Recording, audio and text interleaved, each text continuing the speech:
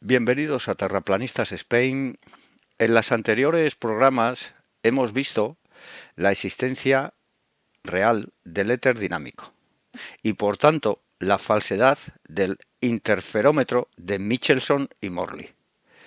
Ese experimento clave y base sobre el que se apoya la física moderna y la teoría espacial de la relatividad.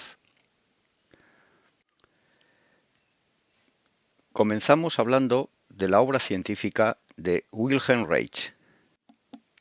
Cuando descubramos y profundicemos en la obra reichiana, descubriendo el periplo de injusticias y calumnias, persecuciones y un largo etcétera por el que deambuló el científico austriaco a lo largo de toda su vida, a diferencia de otros nombres con los que se ensañaron solamente al final de su obra, con Reich, el academicismo lo hizo desde el primer momento y su mala fama se prolongó hasta su muerte. Tristemente, no fue ni mucho menos el único caso de científico proscrito de cierto renombre que sufrió de una persecución y un juicio innoble. Como ejemplo, entre varios citaría a su coetánea, la norteamericana Ruth B. Drown, 1891-1965, a la cual le tocó vivir en sus carnes un periplo muy parecido de juicios, traiciones y falsos testimonios. Drow desarrolló sistemas de radiónica, ciencia conocida por la capacidad de actuar a distancia, a partir de las enseñanzas que recibió de uno de los padres de esta disciplina proscrita, de Albert Abrams, 1861-1924. Estas máquinas le permitían diagnosticar y sanar a pacientes de todo Estados Unidos a partir de una muestra de sangre que estos le mandaban por correo. Lo sorprendente de las máquinas radiónicas de Drown radicaba en que éstas podían curar con total independencia de la distancia a la que los pacientes se encontraban. En 1963, Ruth Drow fue investigada y acusada de estafa. El juicio no llegó a celebrarse, ya que Drow murió poco antes. Tanto en el caso de Drow como en el de Reich, si la energía orgónica del austriaco o las máquinas de radiónica de la norteamericana no tenían valor alguno y eran meras fantasías de un charlatán, ¿por qué entonces investigarlos, perseguirlos, acusarlos y finalmente mandarles a la cárcel, ordenando la destrucción y desaparición de todo su legado? No tenía ningún sentido, ¿verdad? Efectivamente, ni lo tenía ni lo tiene. Por algún motivo que se nos escapa, la historia estaba condenada a repetirse una y otra vez, como ya hemos visto incluso en muchos programas anteriores, contra todas esas personas que llegan a este mundo a traer conocimientos para la humanidad que desafían demasiado al poder y a los dogmas establecidos. Y en las décadas posteriores a la Segunda Guerra Mundial, hubieron varios casos notables que dan buena fe de ello. Solamente el universo tendrá una explicación a esta destructiva actividad humana con respecto a los verdaderos genios. Wilhelm Reich es un relato científico de primer orden, del que podemos aprender muchísimo sobre el funcionamiento del universo, y que no solo merece, sino que debe de ser examinado con ojos de científico, analizando las pruebas de sus afirmaciones vertidas en su enorme legado, con una especial seriedad, rigor y respeto. Centrarse solo, o al menos principalmente, en los grandes conocimientos que aportó, profundizando y analizándolos con el rigor merecido, y que hubieran cambiado completamente gran parte de lo que sabemos o entendemos hasta la fecha en relación a la biología y la meteorología, entre otras disciplinas. Un conocimiento que con lo que sabemos hoy en día de otros proscritos como Antoine Bécham, Raymond Rife o Gastón Naesses enriquece enormemente lo que los biólogos creen saber sobre el origen de la vida, sin saber y aceptar que la vida presenta una resistencia enorme, una adaptabilidad descomunal y una voluntad de manifestarse muy superior a lo que los biólogos creen con la simplista idea de que cada bacteria tiene una función específica y concreta, o acerca de la supuesta y discutible patogenia de las mismas, así como otros tantos dogmas y medias verdades vertidas sobre el comportamiento del mundo microbiológico, producto de décadas y décadas de reduccionista visión materialista. Es pura y llanamente imposible comprender y responder a la pregunta directa de cuál es el origen de la vida. Con Reich podemos acceder a un legado pristino repleto de muchas y grandes pruebas de todas sus afirmaciones que, con la quema de libros y la prohibición de la FDA, se trató en vano de eliminar de los registros de la historia de la ciencia. También hay que considerar que, a diferencia de otros proscritos como George Labosowski o Victor Schauberger, Reich se convirtió en un ídolo cultural de masas que pasó de generación en generación, aunque lo fuera por su etapa psicoanalítica. Esta etapa, que discurrió entre 1919 y 1935, es la única que se estudia muy superficialmente, pero es la que menos nos interesa.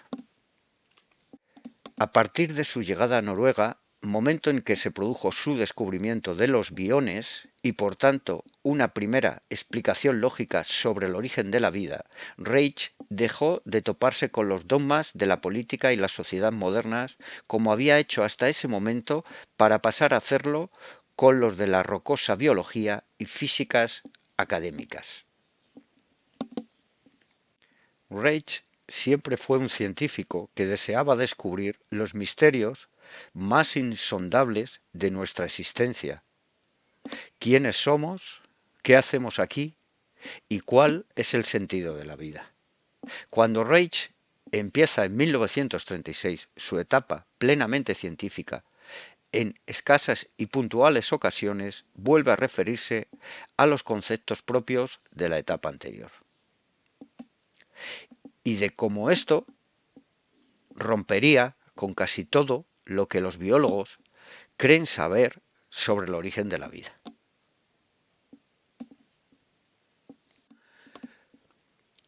Todas las múltiples explicaciones que, como eje común, tienen las abrumadoras coincidencias con respecto a los descubrimientos de Bécham, las microcimas, de Naesses, las somatides, y de Enderlein, las protitas, y lo que Reich bautizó como biones, es decir, los ladrillos más fundamentales sobre los que se erige el edificio de la vida. En otras palabras, todos ellos descubrieron el mismo principio que gobierna el origen de la vida, poniéndole cada uno su propio nombre. Y de esta forma, y gracias a todos estos trabajos paralelos y transversales, poseemos una teoría muy sólida y muy compleja sobre el origen de la vida. Estas sintéticas conclusiones resultantes no son en modo alguno un conjunto de conjeturas como ocurre con la explicación académica de la biogénesis primaria, sino unas leyes que, en toda regla, se erigen nada más y nada menos en algo que nos permite saber, desde un salto de paradigma sin precedentes, qué es eso que entendemos como enfermedad. Recalcar que Reich es, de todos los autores modernos, el que más, mejor y sobre todo más claramente ha expuesto un camino sólido, claro y científicamente irrefutable hacia la constatación de que no sólo el éter existe, orgón según él, sino también de que, al igual que han dicho todas las tradiciones primordiales, esta energía no material tiene en la materia física su lugar de manifestación, especialmente en la viva, aunque con Reich, como descubrió y veremos, no exclusivamente. Es decir, y como resumen y conclusión final a esta presentación de lo que serán los siguientes trabajos, la energía orgónica u orgón es la única responsable de crear toda la materia que podemos ver, medir, tocar e interacciona con ella de manera muy especial cuando ésta está en forma viva. El periodo psicoanalítico 1919-1935. Wilhelm Reich nace en 1897 en el Imperio Austrohúngaro. De niño creció en una granja y la vida rural le marcaría su extremo amor por la naturaleza. Al estallar la Primera Guerra Mundial, es reclutado y enviado al frente italiano a luchar, y al finalizar la contienda y con la derrota del Eje, la invasión rusa provoca que los hermanos Wilhelm y Robert pierdan todas sus pertenencias, viéndose obligados a emigrar a Viena con su abuela. Fue en la capital austriaca donde Reich pasó auténticas penurias económicas malviviendo en sus calles y con el antiguo uniforme militar como único atuendo, pero con al menos el gran aliciente de vivir en la capital cultural de la Europa del momento, donde destacaban personalidades como Sigmund Freud y Karl Popper, que tanta influencia tuvieron posteriormente en el pensamiento moderno. El conocido Círculo de Viena.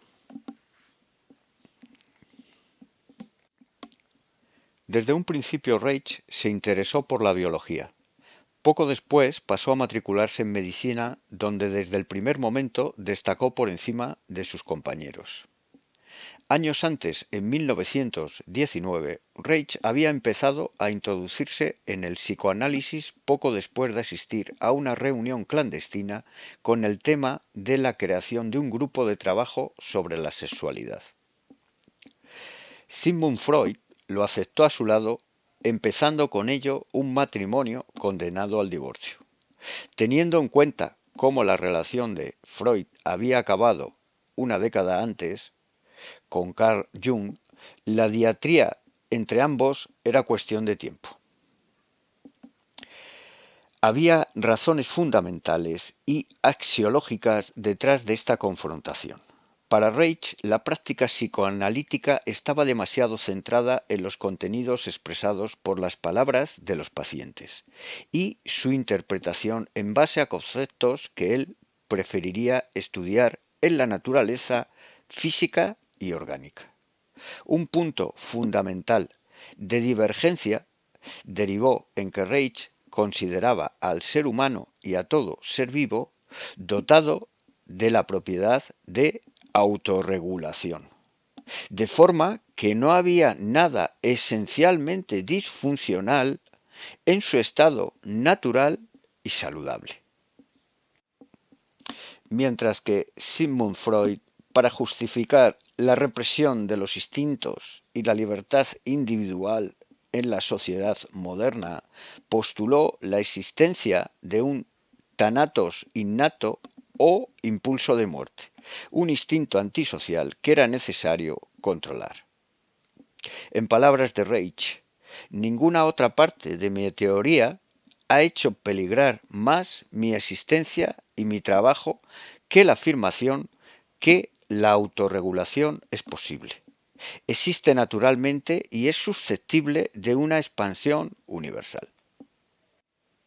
Es en este punto donde encontramos un puente entre la primera y la segunda etapa de la obra de Reich, ya que el concepto de autorregulación no es concebible desde la perspectiva materialista y mecanicista de la vida. La autorregulación implica también el soslayar el segundo principio de la termodinámica, algo en abierta contradicción con la ciencia académica y uno de los tabús y dogmas principales de los materialistas.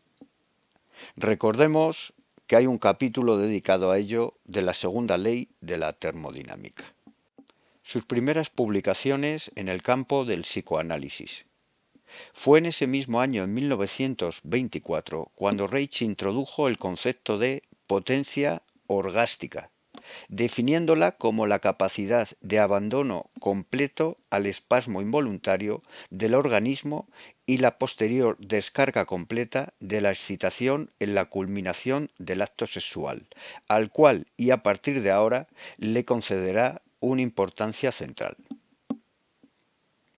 Dentro de sus obras podemos destacar El carácter impulsivo, 1923, El análisis del carácter, de 1933, y La función del orgasmo, en 1927. Se interesó también por el problema de los mecanismos de defensa de la psique humana, que crean lo que después pasó a denominar la coraza. Es un concepto 100% reichiano y fundamental de esta primera etapa. A diferencia de la mayoría de los psicoanalistas de la época, para Reich las defensas no han de considerarse separadas de la personalidad, ya que impregnan todos los aspectos de esta a través de lo que llamó la armadura del carácter, que se manifestaba también como un sistema de tensiones musculares y bloqueos anatómicos. Y de aquí el nombre de coraza. Reich, por un lado, afirmaba que la inhibición de la energía orgástica y por consiguiente de la salud psíquica depende de la sociedad, debido a su estructura represiva. Mientras que Freud, a diferencia de él, consideraba necesaria la negación de la plena gratificación de los instintos por obra de la civilización. Los estudios sobre la circulación de la bioenergía se centraron sobre los armazones del carácter, los cuales desencadenan estas armaduras musculares o corazas. El estudio somático reichiano consideraba la energía sexual como una expresión fundamental del individuo relacionada con la actividad del sistema neurovegetativo y como una manifestación particular del orgón, que por aquel entonces Reich ya empezó a intuir que podía estar relacionado o directamente ser exactamente lo mismo que la energía cósmica primordial, el místico concepto del chi tan propio del pensamiento oriental. En este campo, Reich desarrollará nuevas técnicas terapéuticas, destacando especialmente lo que él llamó la vegetoterapia, que exploran la dimensión somática de los conflictos así como de las enfermedades. De entre todas, destacó especialmente la neurosis, que se manifiesta, además de a través de los conflictos psíquicos, como un trastorno vegetativo. La respiración, los movimientos involuntarios del organismo y sobre todo el concepto 100% reichiano de motilidad, que tan importante será luego en el estudio de los biones. Están limitados por tensiones musculares crónicas, físicas y medibles si se disponía de los aparatos adecuados. Tanto en la época de Reich como años después de su muerte, la vegetoterapia tendría ya muchos seguidores en todo el mundo, creándose escuelas por doquier que estudian y profundizan en los campos bioenergéticos humanos, destacando por encima de todos uno de los más aventajados y populares alumnos, el norteamericano Alexander Lowen, 1910-2008. Que estudió con él entre 1940 y 1952. En España destacaría también la figura de Federico Navarro, 1924-2002, médico y psicólogo clínico, fundador de la Escuela Europea de Organoterapia. La Revolución Sexual, publicado en 1936, en él se pone de manifiesto que es el principio de placer el que mueve al hombre y que esta cultura profundamente neurótica, término nacido en las sociedades modernas y usado para referirse al afán de reprimir, controlar o inhibir el deseo y el placer, la que genera e induce una neurosis colectiva social. Estas opiniones le valieron el divorcio definitivo con Freud y su posterior expulsión de la Sociedad Psicoanalítica pocos años después de su ingreso, cuando no se le permitió hacer un discurso en el 13º Congreso Psicoanalítico de Lucerna en 1934, algo que Reich acusó como una humillación en toda regla. Para Reich, salud sociológica era equivalente a salud sexual, una condición sine qua non y cuya represión llevaba a la neurosis tanto individual como colectiva. El concepto metafísico de coraza y vegetoterapia le permitió imaginar por primera vez su símbolo de orgón o energía primordial, una energía única que se disociaba en otras dos. La creación, el orgón, OR, y destrucción, orgón mortal, o DOR.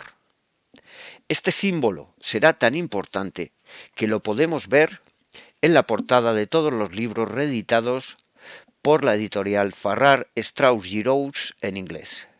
Esta energía creativa, negentrópica y simpática da lugar a la tensión y carga en los sistemas vivos, mientras que la destructiva, entrópica y parasimpática a la descarga y a la relajación.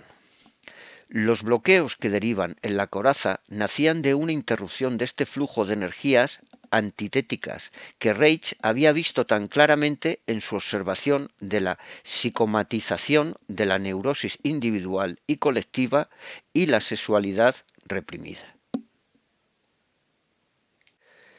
Este hecho le permitió deducir otra fórmula, prima hermana de la anterior, que presentamos, y es T cadere, es decir, tensión, carga, descarga, relajación, que trataba de definir y explicar de manera metafórica, o no tanto según se mire, el comportamiento de la energía primordial.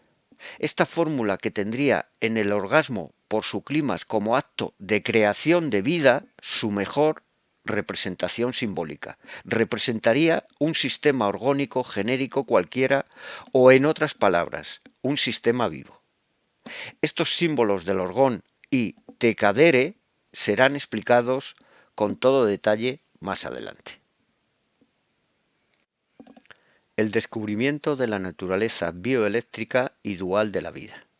Durante los años previos a 1935, Reich había estudiado a fondo los trabajos de Ludwig Robert Müller, 1870-1962, gran pionero en el estudio del sistema nervioso vegetativo autónomo, que en 1924 había publicado El sistema nervioso, donde se hablaba detalladamente sobre las funciones que tenían lugar en los sistemas neurovegetativos simpático y parasimpático.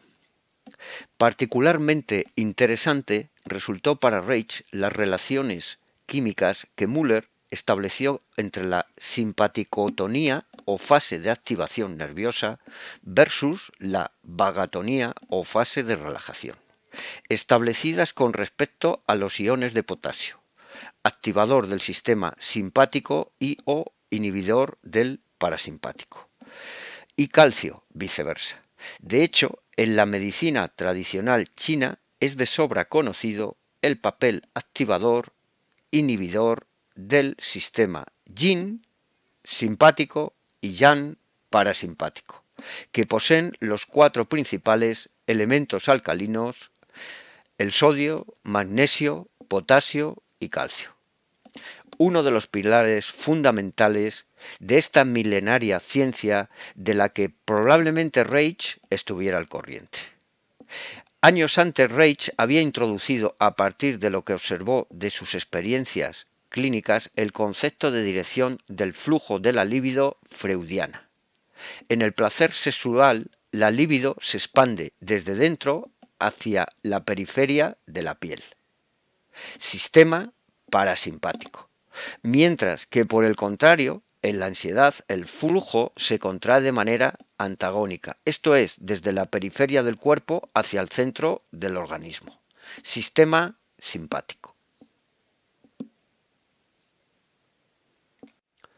Según Reich, la libido de la persona en el placer se expande hacia el mundo exterior, mientras que en la ansiedad la libido se retira del mundo y retorna al ser compactándose hacia el interior. De esta manera se podía dibujar bloqueos por exceso de simpatoconía, euforia, o por el contrario, por exceso de normotonía, depresión, siendo el equilibrio vegetoterápico la clave para mantener la correcta salud y la ausencia de enfermedad física o mental.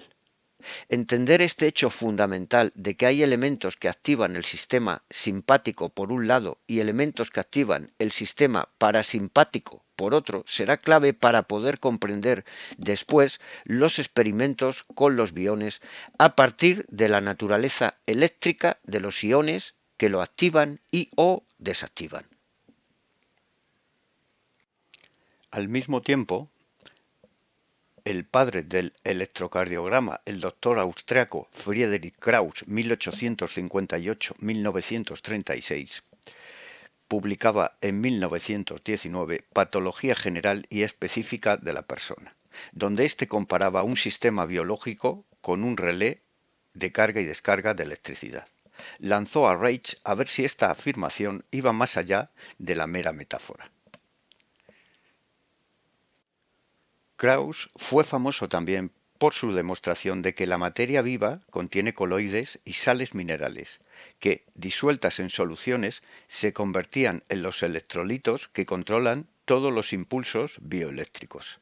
Aparte de Krauss, Reich llevaba desde 1926 estudiando la relación que encontraba Freud entre el placer-angustia con respecto a la carga y descarga del libido, siguiendo los descubrimientos del filósofo ruso Iván Romanovich Tarfarovich 1846-1908 y el neurólogo suizo Otto Beragut 1870-1944 sobre los fenómenos psíquico-galvánicos consistentes en cambios del potencial eléctrico de la piel producto de las emociones.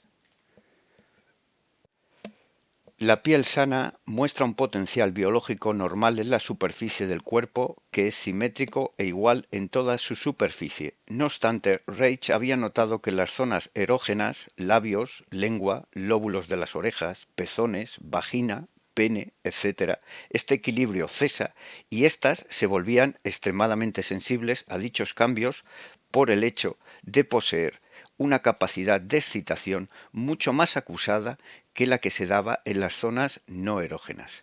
Por esta razón, el gráfico bioeléctrico de una zona erógena presentaba un rápido aumento de potencial, el cual puede mantenerse en el mismo nivel durante más tiempo. A tal conclusión llegó en Noruega en abril de 1945, cuando dotado de un mínimo equipo constituido de un oscilógrafo y el potencial medido ascendía para mantenerse luego a un ritmo de ascenso y descenso que Reich midió entre los 25 y los 50 milivoltios. El ascenso de la onda indica un aumento de la carga y el descenso una disminución. El potencial bioeléctrico de las zonas erógenas no aumentaba si no existía una sensación placentera en la respectiva zona. Es decir, que un aumento del potencial bioeléctrico siempre estaría acompañado de una sensación placentera, mientras que un descenso siempre lo estaría de una disminución. En la piel, como mínimo, el potencial era de 10 milivoltios y se mantenía más o menos constante. El 25 de mayo de 1935, Reich apuntaba en el cuaderno de notas: los experimentos han resultado un éxito absoluto. Queda probada la naturaleza eléctrica de la sexualidad. Por tanto, el placer implica un aumento de la carga eléctrica positiva, mientras que la angustia, la neurosis o la ansiedad implican lo contrario, un aumento de la carga negativa. Sobre este hecho, Reich se expresaba de esta forma: La intensidad psíquica de la sensación de placer corresponde a la cantidad fisiológica o somática de la carga bioeléctrica o líbido. Estos experimentos confirman la fórmula de la tensión y la carga, al mostrar que la congestión o la tuminiscencia de un órgano no es suficiente por sí sola para producir una sensación placentera. Para que se produzca la sensación de placer es necesario que a la congestión mecánica del órgano se le agregue un aumento de la carga bioeléctrica. O lo que es lo mismo, hablando en términos psicoanalíticos, es necesario que aumente la libido. Reich, 1934. Los hallazgos experimentales de Reich no contradicen, sino que amplían el psicoanálisis clínico y representaban su desarrollo científico, legítimo según el pensamiento de Karl Popper. El experimento es el ácido en el cual la validez de la hipótesis es o no testificada. Aquí acabamos este primer programa del origen de la vida y nos vemos en el segundo capítulo. Muchas gracias y hasta pronto.